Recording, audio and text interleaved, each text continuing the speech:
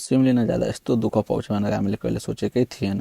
Hello welcome to my mini blog. म र मेरो भाइ ढिलो भइरहेको थियो, छिटो छिटो हटारमा रेडी भएर सिम लिनलाई हामी लाग्यौँ। लिने जाने क्रममा यस्तो रमाइलो भ्यू थियो, एकछिन पर्खिँदा जस्तो फिल भएको थियो। तर हतारबाट हामी निस्क्यौँ त्यहाँबाट।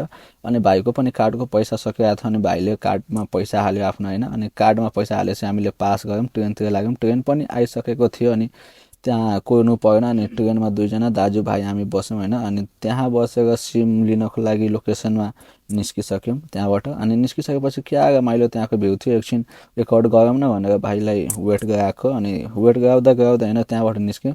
अनि जान बित्तिकै त्यहाँ लोकेसनमा एकछिनमै अलि अगाडि थियो, अनि हामी लोकेसनमा पुगिसक्यौँ त्यहाँ होइन। अनि पुगिसकेपछि सिम लिन जान लाग्यो। अनि त्यहाँको सर्भर नै काम गरिरहेको थियो, अनि अब एकछिन वेटै गर्नु पऱ्यो त्यहाँ। फेरि एकछिन वेट गर्दा गर्दै 1 घन्टा जति वेट गर्नु पऱ्यो त्यहाँ। अनि मान्छे नै आएन। अनि त्यहाँको हाम्रो फर्म फिलअप भएपछि उहाँले के भन्नुभएको थियो कि जाम उतै लोकेसनमा बरु फोन आउँछ उतै, अनि फोन लिएर त्यहाँबाट तपाईँ जानु, अनि हामी उता गइदिन्छौँ भनेर भन्नुभएको थियो। अनि हामी पनि त्यहाँबाट निस्क्यौँ, सबैजना सिमको दिने मान्छे पनि निस्क्यौँ त्यहाँबाट। अनि निस्केर त्यहाँबाट गयो होइन।